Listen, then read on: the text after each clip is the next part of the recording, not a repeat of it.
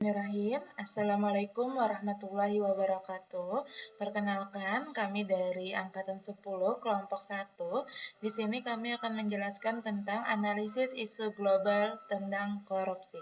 Saya sendiri adalah Nur Latifah. Baik, saya akan menjelaskan apa itu korupsi. Nah, korupsi adalah menurut Undang-Undang Nomor 31 Tahun 1999 adalah tindakan setiap orang yang melawan secara hukum melakukan perbuatan memperkaya dirinya sendiri ataupun orang lain secara korporasi yang dapat merugikan keuangan negara ataupun perekonomian negara. Lalu, penyebab-penyebab korupsi ada beberapa pendapat para ahli. Yang pertama adalah, menurut Robert Kitgard, korupsi terjadi karena adanya faktor kekuasaan dan monopoli yang tidak dibarengi dengan akuntabilitas. Lalu menurut Donald R. Krasey, ada 3 faktor yang mempengaruhi terhadap kecurangan, yaitu kesempatan, motivasi, dan rasionalisasi. Ketiga faktor tersebut memiliki derajat yang sama besar untuk saling mempengaruhi. Lalu, menurut teori model cost-benefit, korupsi terjadi jika manfaat korupsi yang didapat atau dirasakan lebih besar dari biaya atau risikonya. Dan menurut Jack Boland, faktor-faktor penyebab korupsi adalah keserakahan, kesempatan, kebutuhan, dan pengungkapan. Baik, yang selanjutnya akan dijelaskan oleh teman saya.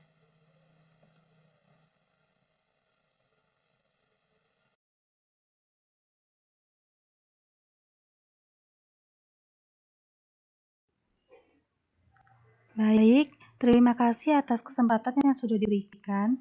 Di sini saya akan mencoba untuk melanjutkan presentasi pada bagian pra-analisis isu korupsi dapat dijabarkan pada pemerintah, masyarakat, akademisi, pengusaha, dan media.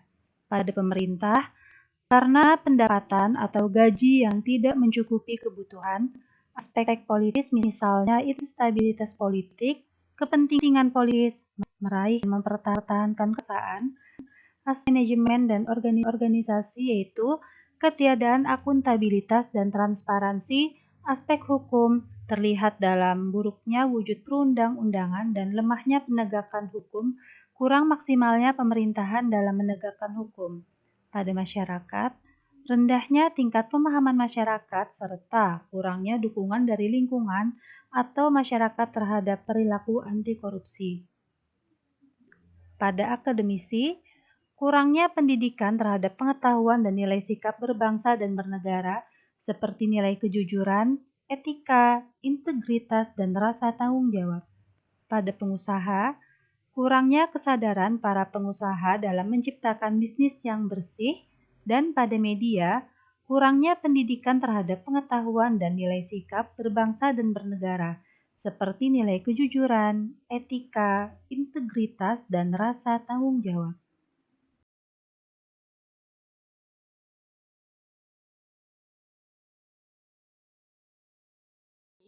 Sebelum saya melanjutkan pembahasan materinya, saya ingin memperkenalkan diri saya terlebih dahulu. Perkenalkan, nama saya Putri Kitasari. Kita lanjut ke pembahasan selanjutnya, yaitu tentang teknik menapis isu korupsi. Metode yang kita gunakan yaitu metode USG. Jadi, di metode USG ini kita menentukan rentang penilaian dari nilai 1 sampai nilai 5.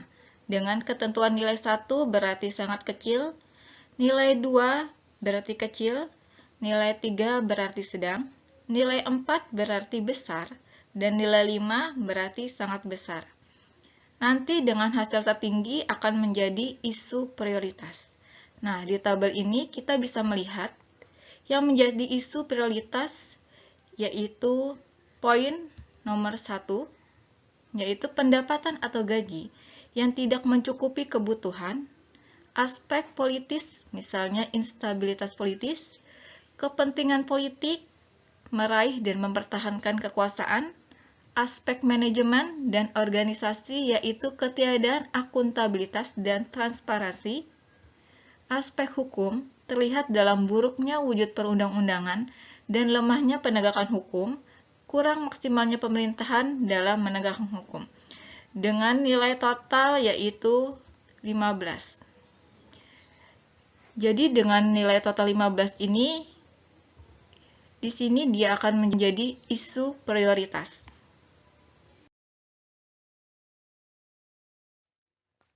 Sekarang kita lanjut ke analisis isu korupsi. Dalam analisis isu korupsi ini nanti akan disampaikan oleh teman kelompok saya yaitu Ibu Melani. Untuk Ibu Melani saya persilahkan. Selanjutnya ada analisis isu korupsi.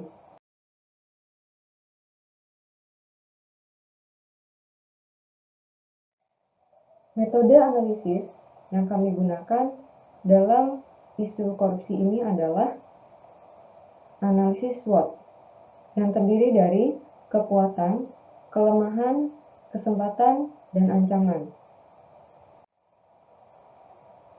Pada bagian kekuatan atau strength, korupsi telah diketahui dan menjadi budaya. Pemerintah memegang kekuasaan penuh terhadap rancangan undang-undang yang mengatur terhadap tipikor atau tindak pidana korupsi. Kemudian ada weakness atau kelemahan, kurangnya kesadaran masyarakat terhadap tipikor, dan adanya penyalahgunaan kekuasaan atau wewenang yang dapat membahayakan pembangunan. Kemudian ada kesempatan atau opportunities.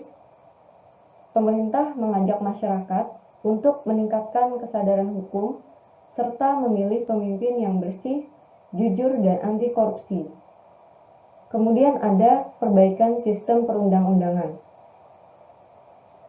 Selanjutnya ada ancaman atau threat, yaitu stabilitas dan keamanan masyarakat.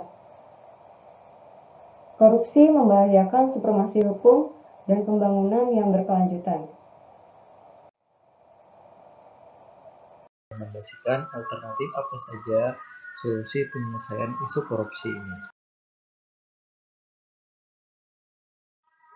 Yang pertama adalah rendahnya kesadaran untuk bersikap jujur. Sikap jujur harus ditanamkan sejak kecil agar tertanam erat di dalam hati untuk berperilaku jujur dimanapun dan kapanpun kita berada, dan menjadi karakter setiap individu di masyarakat maupun di daerah, dan pada akhirnya akan menjadi budaya. Kejujuran selalu ada di lingkungan dimanapun kita berada. Yang kedua adalah hukuman yang masih belum memberikan efek jera. Hukuman yang memberikan efek jera sangat dibutuhkan untuk membuat kasus korupsi bisa diputus. Siapapun dan apapun jabatannya harus dihukum seberat-beratnya jika sudah melakukan korupsi untuk yang merugikan negara dan masyarakat. Kesadaran akan dampak korupsi pada orang banyak. Banyak sekali warga negara yang terdampak oleh korupsi, terutama masyarakat miskin yang sudah dirugikan akibat banyak orang-orang yang melakukan korupsi.